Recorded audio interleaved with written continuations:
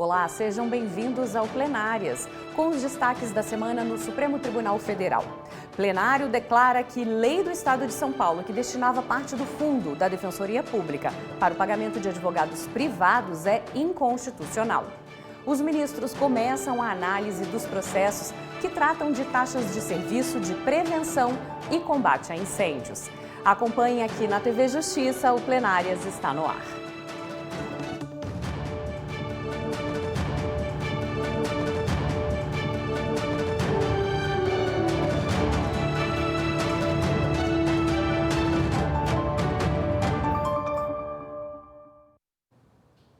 Eu sou Flávia Alvarenga e com a participação da consultora jurídica Karina Zucolotto, a gente vai explicar as principais decisões da semana.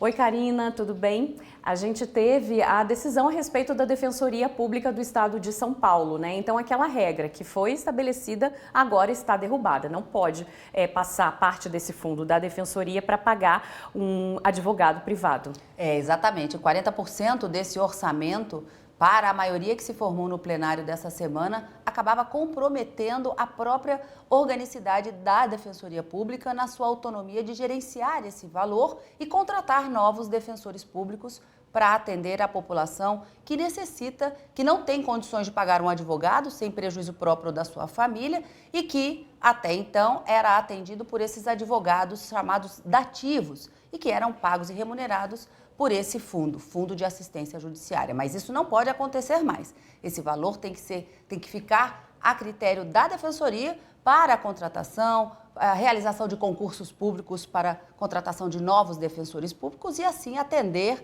dentro da demanda e da expectativa, toda a população que necessita desse acesso à justiça, mas com atenção à assistência gratuita. Já a gente fala mais sobre isso, então. O plenário do Supremo discute a constitucionalidade de taxas criadas por estados para custear serviços de prevenção e combate a incêndios. Depois do voto do relator, que é o ministro Dias Toffoli, que considera a cobrança constitucional, o julgamento foi suspenso. Mais informações com a repórter Marta Ferreira. São 3 processos julgados em conjunto, 2 ações e um recurso envolvendo normas dos estados do Rio de Janeiro, Rio Grande do Norte e Pernambuco. Essas leis regulamentam a cobrança de taxas de prevenção a incêndios. A Procuradoria-Geral da República questiona a constitucionalidade dessas normas, alega violação às regras constitucionais que limitam a instituição de taxas ao exercício do poder de polícia ou à prestação de serviços públicos específicos e divisíveis. A discussão estava no plenário virtual, mas migrou para o ambiente físico depois de um pedido de destaque, começando o julgamento do zero. Na primeira parte da sessão, foram ouvidas as manifestações dos envolvidos. Requero que esse tribunal resgate a conclusão que aqui vigorou pacificamente durante 50 anos, entre 1968 e 2017, dando provimento ao recurso ordinário do Rio Grande do Norte e fixando a tese pela constitucionalidade da taxa de prevenção, combate a incêndio, resgate e salvamento, relativa especificamente a imóveis e a vias de tráfego de veículos. O representante da Procuradoria do Estado de Alagoas argumentou que essa taxa é essencial para um serviço de qualidade. 75% do dinheiro disponível para o treinamento e aquisição de recursos materiais dos corpos de bombeiros para salvar vidas decorrem dessas taxas.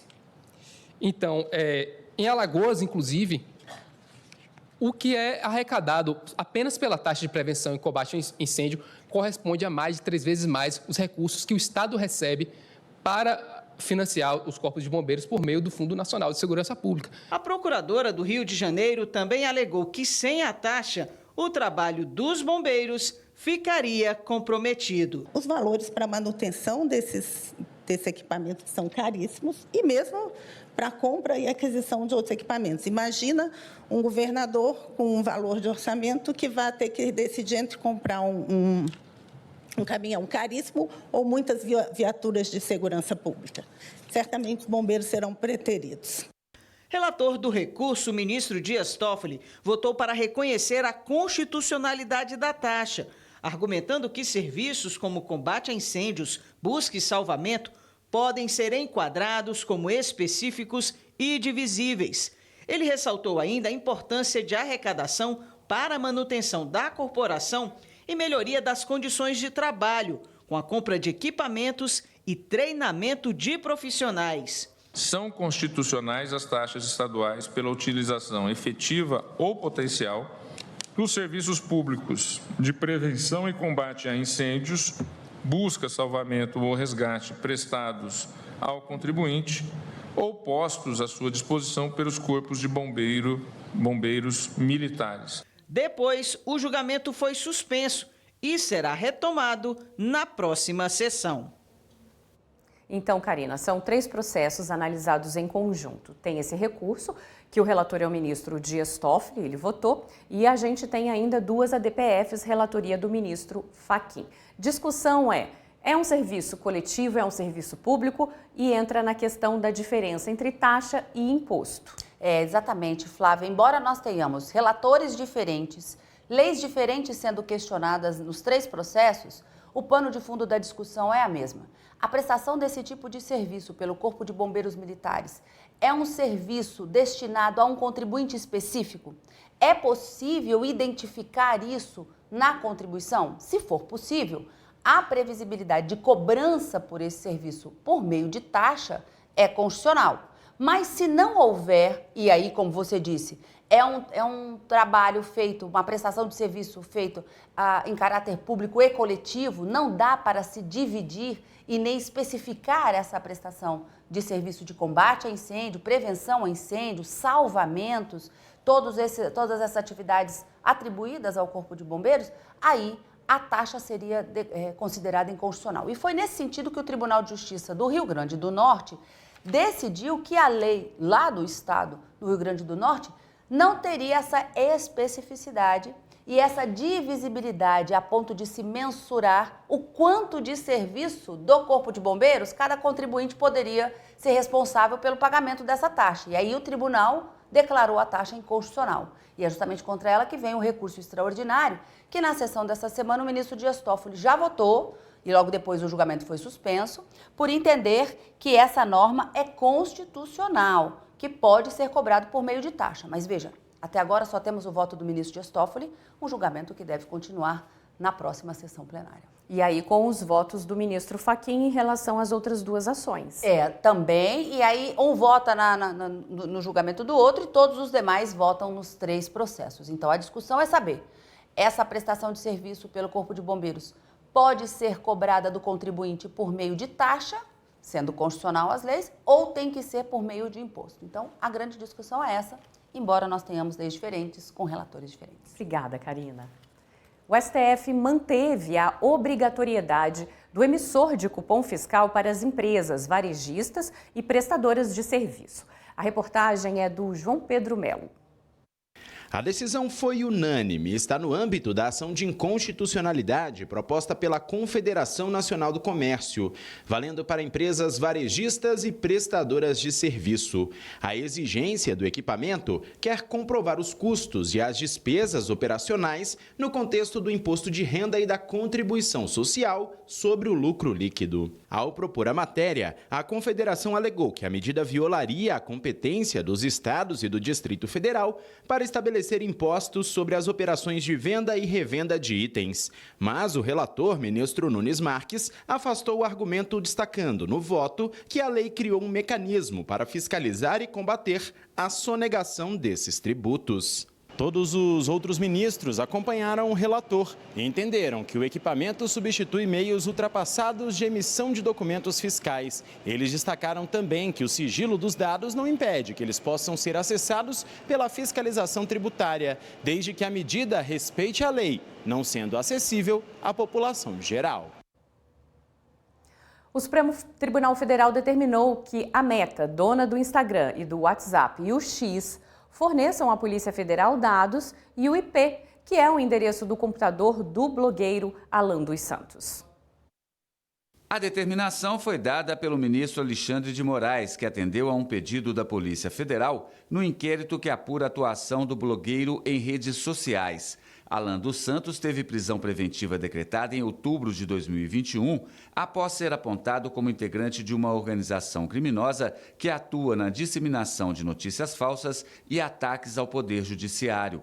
O blogueiro está foragido nos Estados Unidos. Alexandre de Moraes determinou que a Meta forneça à Polícia Federal dados cadastrais, registros de IP e o conteúdo das postagens dos perfis @AlanConta44 e @AlanConta45, no período de 1º de junho de 2024 a 1º de fevereiro de 2025.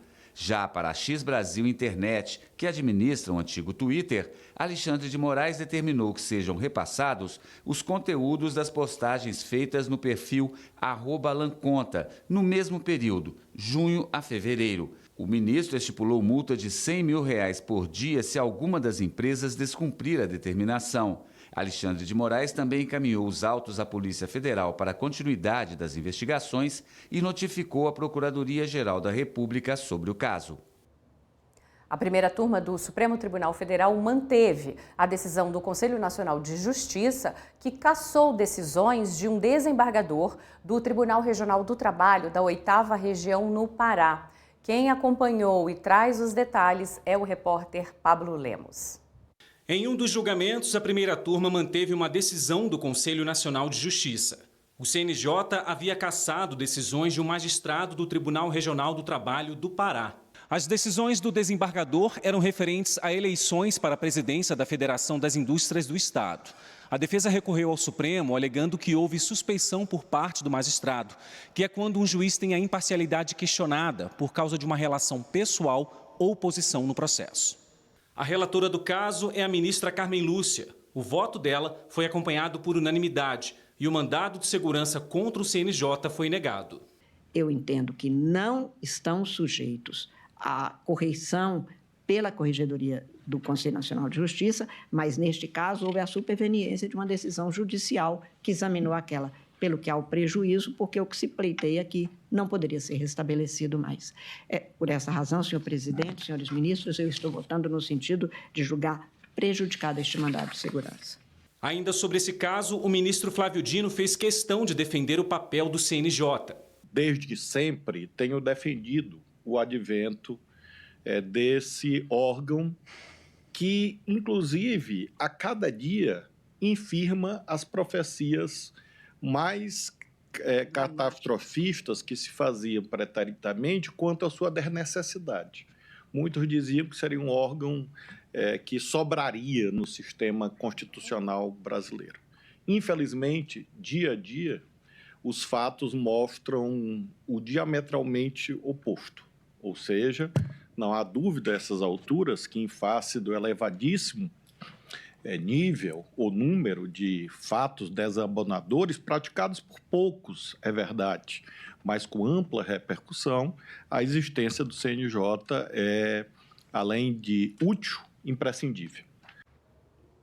E a seguir, Supremo decide que é inconstitucional a lei paulista que destinava a receita de 40% do Fundo de Assistência Judiciária pertencente à Defensoria Pública do Estado para prestar assistência suplementar por advogados privados.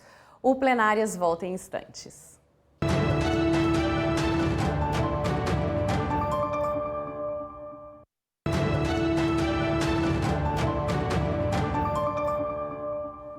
O Supremo Tribunal Federal decidiu que é inconstitucional a lei do Estado de São Paulo, que destinava 40% do Fundo de Assistência Judiciária, que é o fundo da Defensoria Pública do Estado, para prestar assistência suplementar, ou seja, com advogados privados. A reportagem é da Marta Ferreira, que acompanhou a sessão. Na prática, a discussão gira em torno da validade da destinação de 40% do Fundo de Assistência Judiciária, que compõe a receita da Defensoria Pública de São Paulo, para contratar advogados privados para atender a população vulnerável. A lei foi questionada pela Associação Nacional de Defensores Públicos, que argumenta que a norma foi proposta pelo Executivo, que teria usurpado a competência exclusiva da Defensoria Pública. O caso começou a ser analisado em 2020. O relator do processo é o ministro Edson Fachin. Ele votou pela inconstitucionalidade da norma por entender que houve violação à autonomia financeira e administrativa da instituição. O ministro Alexandre de Moraes abriu divergência. Segundo ele, a lei não interfere na autonomia administrativa nem financeira do órgão. O julgamento foi concluído com os votos dos ministros Dias Toffoli e Luiz Fux, que seguiram o mesmo entendimento do relator. A Defensoria Pública atende a população carente e não há uma necessidade daquela lista da OAB, porque a Defensoria Pública, nós julgamos há muitos anos que essa estratégia que ocorria em São Paulo era inconstitucional. Só que nós não poderíamos declarar imediatamente inconstitucional porque não havia Defensoria Pública. Então é inconstitucional essa portaria da OAB. E aí, no dia seguinte, nós teríamos 1.000 defensores, 1.000 cadeiras, 1.000 gabinetes? Não. Acabou prevalecendo o voto do relator ministro Edson Fachin. Assim, por maioria, o plenário decidiu pela inconstitucionalidade da norma. Os valores do fundo, então, eram pagos a advogados fora da carreira da defensoria, advogados privados, né? E nos argumentos desse processo vem a questão seguinte, a violação à autonomia da carreira, porque os defensores públicos, eles passam por concurso, então por que pegar parte desse fundo e pagar para outras pessoas? Um dos argumentos trazidos nessa ação era de que o quadro de defensores públicos no estado de São Paulo, o estado mais populoso do Brasil, não teria um número suficiente para atender toda a população que necessita dessa assistência jurídica gratuita. E essa assistência jurídica gratuita, ou seja, um advogado pago pelo Estado para proporcionar àquelas pessoas hipossuficientes que não têm condições de pagar um advogado sem prejuízo do próprio sustento ou do sustento da sua família, é isso que diz a própria Constituição, não teria a chance de exercer um outro direito fundamental, que é o acesso à justiça. Então, a criação por convênio dessa advocacia suplementar para suprir essa necessidade em 2017, acabava pegando esses 40% do orçamento da Defensoria Pública. Mas, segundo o ministro Alexandre de Moraes, que acabou ficando vencido nesse julgamento, junto com o ministro Ricardo Lewandowski, já aposentado da Suprema Corte, e o ministro Gilmar Mendes, nem todo esse percentual vem sendo executado ou utilizado por essa defensoria. Então, para eles que ficaram vencidos, não haveria qualquer inconstitucionalidade. Mas para a maioria que se formou, esse não é o propósito e nem a forma que a Defensoria Pública deve exercer as suas atribuições enquanto função essencial da justiça. Desde 88, os estados têm que promover essa assistência jurídica gratuita dentro de uma eficiência, promover concursos públicos, aumentar o quadro de defensores e o orçamento não pode ficar comprometido com esse percentual destinado à advocacia privada. E, nesse sentido, os ministros entenderam, portanto, que havia uma violação nessa autonomia orçamentária e administrativa e que esse dinheiro não pode ser repassado para esses advogados privados. A lei deve ser declarada, portanto, inconstitucional, como fez a maioria do plenário do Supremo nessa semana. Tá ótimo, obrigada.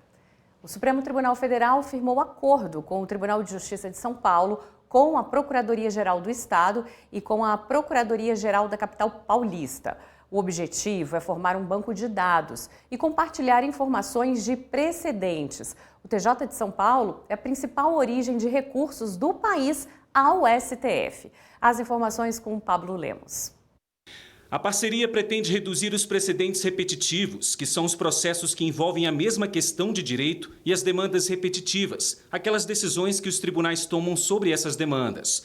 Além disso, as instituições querem prevenir litígios e desjudicialização. Na prática, uma das possibilidades desse acordo é nós identificarmos aqui no Supremo um tema em relação ao qual estejam chegando sucessivos recursos. E aí pedir aos tribunais, no caso o Tribunal de São Paulo, que sobreste os casos lá até que nós possamos decidir o precedente aqui e, com isso, eliminar todos os casos, evitar o sobe e desce de processos.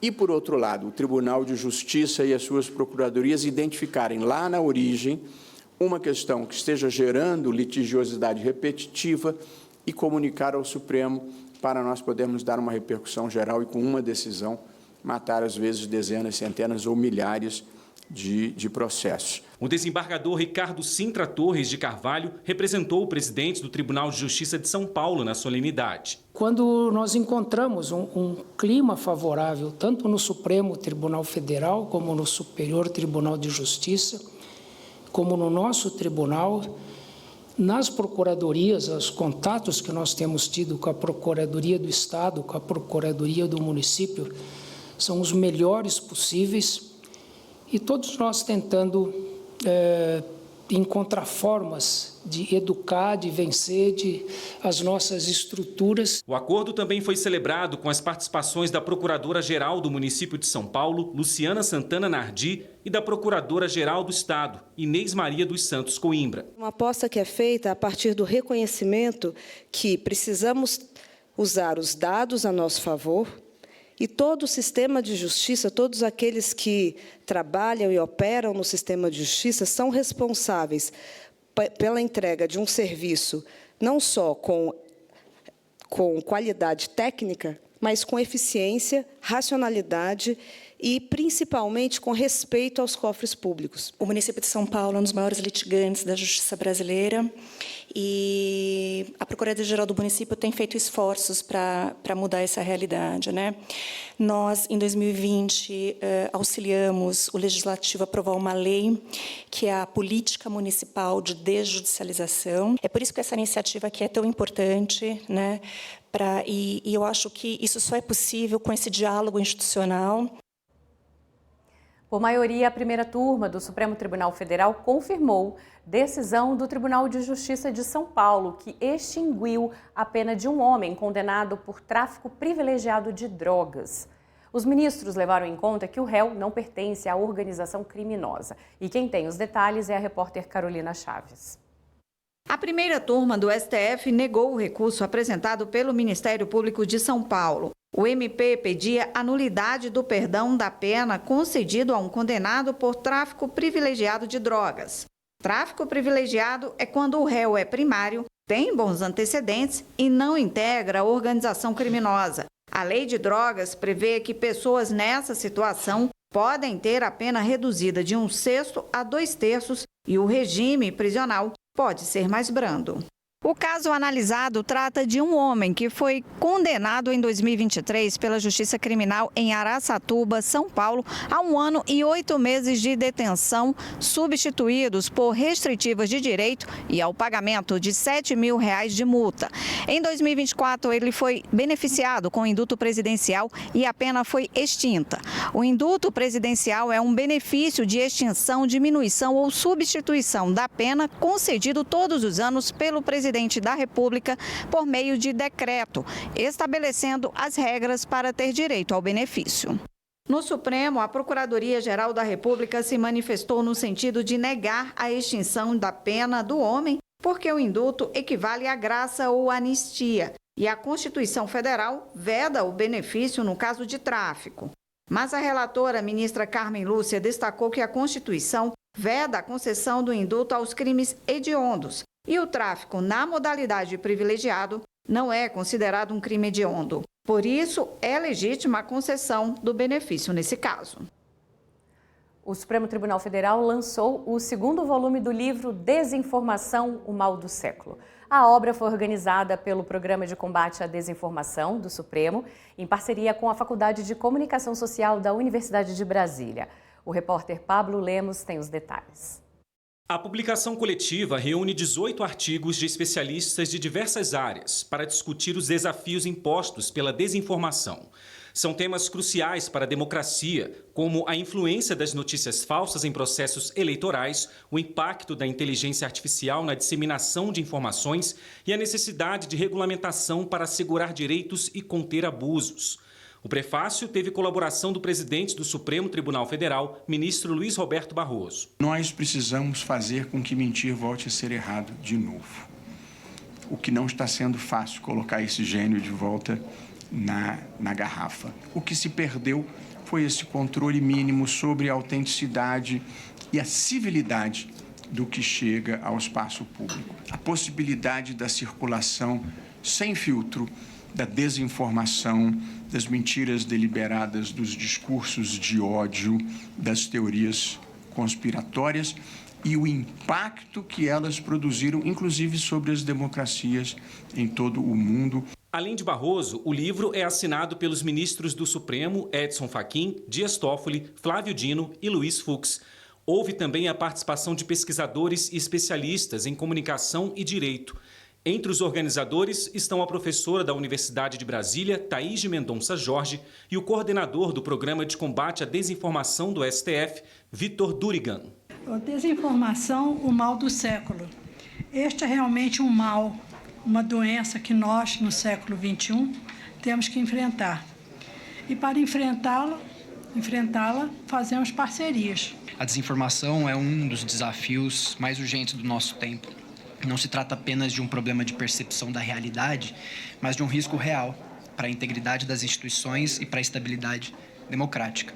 Então, combatê-la exige, como foi mencionado pela professora Thaís, um esforço coletivo entre governos, sociedade civil, imprensa, academia e todos os cidadãos. A reitora da UNB, Rosana Naves, também marcou presença no lançamento da obra. Se antes tentaram nos calar pela força, hoje tentam distorcer a realidade e enfraquecer as instituições pela manipulação da verdade. Nós, como universidade pública, temos um papel essencial de produzir conhecimento, promover o pensamento crítico, garantir que a sociedade tenha acesso à informação baseada em evidências. A publicação é gratuita e está disponível em formato digital na página do Programa de Combate à Desinformação no portal do STF. Já a versão impressa está à venda na livraria do Tribunal. O plenário do STF fez ajustes na tese da responsabilidade de empresas jornalísticas por divulgação de acusações falsas. A tese está enunciada em 3 proposições. A primeira, na hipótese de publicação de entrevista por quaisquer meios em que o entrevistado imputa falsamente prática de crime a terceiro, a empresa jornalística somente poderá ser responsabilizada civilmente se comprovada sua má-fé caracterizada, 1, pelo dolo demonstrado em razão do conhecimento prévio da falsidade da declaração, ou 2, culpa grave decorrente da evidente negligência na apuração da veracidade do fato e na sua divulgação ao público sem resposta do terceiro ofendido ou, ao menos, de busca do contraditório pelo veículo. 2. Na hipótese de entrevistas realizadas e transmitidas ao vivo, fica excluída a responsabilidade do veículo por ato exclusivamente de terceiro, quando este falsamente imputa a outrem a prática de um crime, devendo ser assegurado pelo veículo o exercício do direito de resposta em iguais condições, espaço e destaque, sob pena de responsabilidade nos termos dos incisos 5 e 10 do artigo 5º da Constituição Federal. E 3. Constatada a falsidade referida nos itens acima, deve haver remoção de ofício ou por notificação da vítima, quando a imputação permanecer disponível em plataformas digitais, sob pena de responsabilidade. Karina, muito obrigada pela sua presença aqui comigo no estúdio. Até a próxima. Eu que agradeço, Flávia. O Plenários termina aqui. Você pode assistir ao jornal pelo canal da TV e Rádio Justiça no YouTube e também pelo aplicativo da TV Justiça Mais. A gente se vê de novo na semana que vem. Até lá, tchau!